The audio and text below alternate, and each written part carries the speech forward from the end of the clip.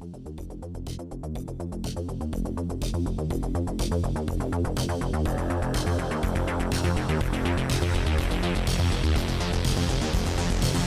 listening to Jay's Analysis.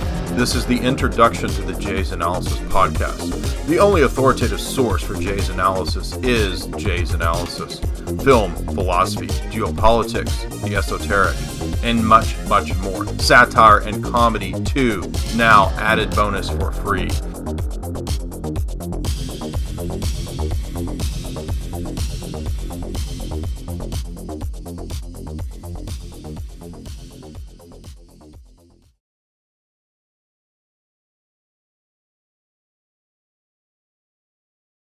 Today we're going to talk about Brzezinski, and I said we would get to an in-depth, fuller discussion if you saw my little clip. Before we get into the works, I think we have to talk about a little bit of his background. He is a PhD from Harvard, which of course everyone knows is a very much an establishment school, the East Coast elite. Brzezinski was the counselor for the Center for Strategic International Studies. It was a big think tank. He was the professor of American Foreign Policy at Johns Hopkins University, National Security Advisor to Carter from 1977 to 81. He was the trustee and the founder of the Trilateral Commission, the Super CFR. He was also on the board of numerous U.S. global corporations. He is an associate of Henry Kissinger. Under Reagan, he was the National Security Council Defense Department Commissioner, and he was also a member of the Foreign Intelligence Board. He was also a member of the CFR, obviously. He was a Bush senior security task force guy. He was also multiple time attendee of Bilderberg. And as I've mentioned, he was involved in many steering committees and forming subgroups from Bilderberg with Kissinger and Wesley Clark, the International Crisis Group. And so he was one of the most powerful thinkers, I think you could argue, of the last century. He's the father of terrorism, in the sense of managed terrorism, as we'll see. And Brzezinski was, I think you could argue, in ways connected to MKUltra. And we're going to go into some of that as we look at Between Two Ages. But I just thought it was important to look at the overview of his career. If you heard the other interviews that I did, we touched on some of that, but we didn't really go into detail because of the limited time nature of those interviews. So what I want to do here, though, is get into a lot more detail. And as we said, he was discovered by Rockefeller from his early book, Between Two Ages. And so we're going to look at why Between Two Ages was something that caught the attention of David Rockefeller. We want to look at the quotes in the book that are relevant, that describe the technocratic, technotronic era. So Brzezinski is like the father of the dystopia in many ways. You could really peg him as that. He's the successor to Quigley, but he's more of a technocrat than Quigley. Quigley had that one chapter, as we saw in Tragedy and Hope, where he went into what the future was going to be, where he described rule by managerial bureaucrats, rule by supercomputers.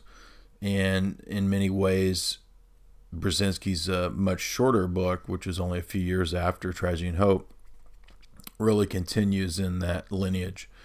So let's look at Between Two Ages. And remember, we are going to see the influence of people like Samuel Huntington. This came up in one of the interviews, and I just noticed in the thank you sections that Brzezinski actually does thank Huntington, who was a big influence on him. So Clash of Civilizations from Bernard Lewis, that's all part of this larger strategy. And remember, this is a book written for the public. It's very revealing, but it's also, like many of the technocrats, Brzezinski is going to have liberal cover. much like Bertrand Russell would pretend to be this left Democrat. Really, and I think this is most evident in the figures of Bertrand Russell and Brzezinski, is that democracy in these cases is one of the clearest forms of control by the oligarchs. The moneyed oligarchy, the big families, the Rothschilds, the Rockefellers, the Morgans, and so forth and so on, are always promoting democracy because it's a tremendously effective strategy for weakening, disintegrating, and destroying cultures. And Brzezinski was kind of a mastermind of that, as we'll see. So let's look at the 1970 book, Between Two Ages. You'll notice that the manuscript that Brzezinski sent to his friends and colleagues was, first of all, Professor Samuel P. Huntington for his trenchant criticisms and helpful recommendations. So Mike Robinson, in one of the interviews that I did, asked me about Huntington, and there you can see that obviously there was an important influence from the figure of Huntington. But let's go on down here to 5, where he's going to set out the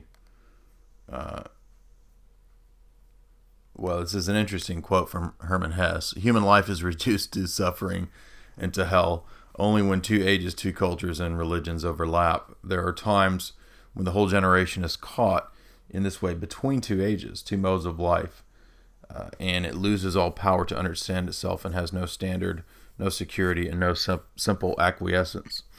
Now, the reason the book is called Between Two Ages is because this is the age of transitions, as many in the transhumanist sphere have called it. It's the age of passing out of the older forms of living. And these would be characterized, as we'll see in this book, by nationalism, the borders, idea of borders and protecting your culture from other cultures, the nation state. It's the death of religious ideologies, and not just ideologies, but also philosophical ideologies. So the Western tradition of reason and logic and science and empiricism, that's all dead too. So Brzezinski is in many ways the father of what some have called there's an author named Wahlberg who wrote a book, A Postmodern Imperium. And so Brzezinski is really the father of the postmodern imperium. It's the imperium that's beyond any mythologies or ideologies. Now, that doesn't mean that America doesn't retain the idea of Americanism and so-called patriotism and all this kind of stuff. That's all still used for propaganda. But the Brzezinski from 1970 will morph into the Brzezinski of 2017, to the end of his life, willing to shed Americanism. He's not very concerned with patriotism and these frivolous dinosaur ideologies of yesteryear. Why? Because we're already in the international order. It's in its infancy stages in many ways. Bretton Woods, World War II, that really established the Bank for International Settlements, as we saw in Tragedy and Hope. And the dollar is the world reserve currency. And it's really, for the technocrats at least, only a matter of time before there's the transition out of the dollar-based system and the petrodollar and all that into whatever is going to be the future currency, IMF or cashless control grid, whatever. It's the models of the smart cities and Agenda 21, basically. That's the future situation, and they've said many times that it will be some form of electronic tokens or points that you'll get. And so in many ways, all these big corporations that are giving you your loyalty card and the points and all the video games and Pokemon and all this crap that's centered around you getting points for stuff. There have even been TED Talks on this, the gamification of society. That's actually part of the transition period into the cashless, asset-less situation of the future. Now, it takes a long time to get there because there's a lot of people with a lot of wealth. So it's very difficult to immediately kind of swipe everybody's wealth. So they're not interested in these fear-based kind of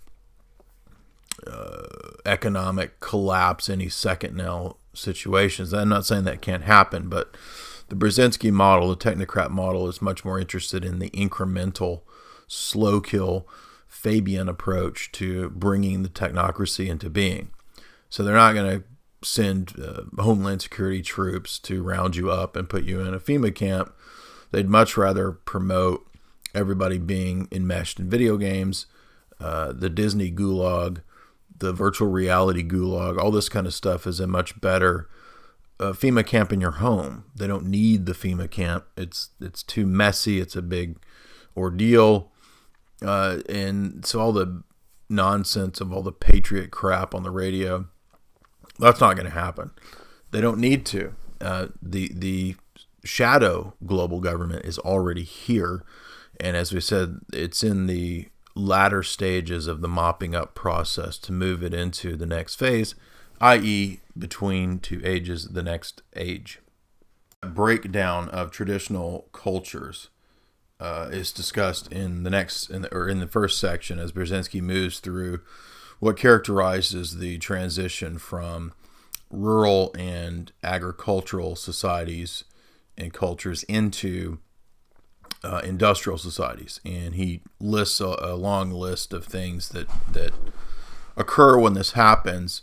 And that shows, by the way, that many, quote, conspiracy theorists who've been talking about this, like Alan Watt, they're actually correct, because you can see that Brzezinski is an example of one of these people who, from the technocrat white paper perspective, have studied what happens intently when you move people into an industrialized cosmopolitan situation out of the rural agrarian situation. And what happens is a whole list of things that completely alters the way that people interact with the world and view the world. And so it's very useful for social engineering in the perspective of what you even see in the Chicago School of Sociology, where a lot of those early guys like Emil Durkheim will talk about anomie and alienation, and they were all studying that not just for the hell of it. They were studying it for the Rockefellers, who of course put the money into University of Chicago, for learning how to mass control and socially engineer. So it's all about big scale population control. Now remember, population control is not just about making sure that the birth rate declines. It's also about controlling what people think, how they view the world, how they interact with one another, et cetera, et cetera. So it has many facets. It's not just about reducing the numbers. Reducing the numbers might be an end goal, but it also includes the capturing of man's imagination, as Gregory Bateson would discuss. It also includes controlling baser desires, as all the way back to Plato. It's been discussed with the democratic oligarchies. So all of those things have been studied, and that's why Brzezinski has this. I'm not going to show you the whole list, but I'm going to summarize it by saying in this first section where he talks about it changes university education, it changes interpersonal relations in giant cosmopolitan industrial areas. Families are reoriented and reorganized. All these things are studied from a completely numerological, statistical perspective to see what happens.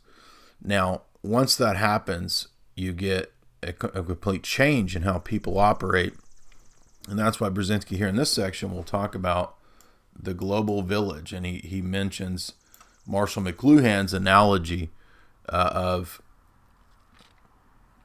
how we aren't really going to be in a village. It's going to be more like a global city where nerves are agitated and people are tense. And this is that Emil Durkheim stuff I was mentioning. And there's this high level of interdependence. So part of what they wanted to get rid of is the being self-sufficient, right? People who live off of the land and are more agrarian, live in the country, etc. They're self-sufficient. They don't require as much of what people who live in, New York or whatever require. In fact, most of the people who are womb to tomb cosmopolitan city dwellers, they could never tell you how to go fishing. They could never tell you how to grow a garden or anything like that. So they're dependent. They're wards of the social order. Now, there's obviously pros and cons to city living and country living. I'm not trying to be overly simplistic. I'm just saying from the pragmatic technocrat perspective, this is what they're looking at. And so you can go back to other technocrats and figures like Charles Galton Darwin, and they describe this same phenomena. They describe moving from the rural to the cosmopolitan and from agricultural to industrial societies, and how this affects people and changes their worldviews. And this, of course, is also why, many religious traditions, many of our elders and monks, they will retreat to the country, not because a city is necessarily inherently evil, but rather it just tends to bring all of these corrupting influences. And the power structure within the cosmopolitan areas is almost always intent on trying to bend everyone to their will. And so this is just the nature of cosmopolitan cities. And this is why you get shadow governments, because power in the big cosmopolitan areas can't operate honestly or openly, because most of the time attaining power involves high levels of corruption. So it requires a lot of secrecy, a lot of shadow government, a lot of Game of Thrones type shit, right? And that's kind of what Brzezinski's talking about. But it's just interesting. I noticed that here he talks about the global city. And, even back then, I think the white papers and these think tank guys were planning the coming city-states, which, if you heard the interview I did with Patrick on Brzezinski, we were talking about the target cities, the smart cities, the city-state, Agenda 21, globalist green models that are coming, and they're already transitioning a lot of big super cities into this. And that's what they want to do is through gentrification and laws of city mayors. And I'm not joking, by the way, the UN is actually already moving a lot of mayors into a secret shadow government. This is something Alan Watts talked about. This is all done on the down low, and that's how they're covertly bringing this in. So you'll notice there's our cities around here that are not even that big, where I live in Tennessee, and you'll notice that suddenly there's all this UN stuff in the city. Suddenly, this is a UN heritage site. This is a United Nations special city, and it's never explained exactly how or why that is so. But I can tell you right now, I know how it's so. It's because they're transitioning secretly a lot of the local government officials into the mayor program. I'm not joking. It's a real thing. So that's what Brzezinski's getting at here, is that he was kind of laying this out back then, is that we need to move out of thinking of big nation states or a global village, because we don't live in villages anymore. We're moving into a global city, and that is a huge part of the super cities, and that's what they're going to try to bring in the next phase. The next 10, 20, 30, 40 years, what they're going to do is try to have super cities. That's why they're trying to push all these people into these tiny box apartments in metropolitan areas. I can go to Nashville right now, and there's all these condos that have been erected in the last 2 years. I mean, just tons of them. Now, I don't know who is supposed to be living in all these condos because they're really expensive, but they're all completely smart related situations where everything's wired. You're going to live above your market or your little pseudo-organic villa shop center or whatever. And that's all part of this. That's all part of moving everything into the Target Cities initiative, which is a Clinton Foundation operation. Go look it up if you don't believe me. Again, the a Target Cities initiative is not different, and I'm talking about the company Target, by the way. That's not a cute name. It's not separate from the overall Agenda 21 model or from what Brzezinski's talking about. It's all the same thing. It's just different terms, different words, and maybe different companies trying out different things. How can we get a bunch of people to live inside of a Target? I was writing articles joking about that years ago, and now it's real. So that is what Brzezinski's talking about with the global village. So let's move on to the next section here. You've been listening to the partial analysis of Zbigniew Brzezinski's 1970 Between Two Ages. If you want to hear the full talk and the full video and excerpts, go to Jay's Analysis and subscribe for $4.95 a month or for $60 a year. Thank you for listening, and please share and follow Jay's Analysis on YouTube and social media.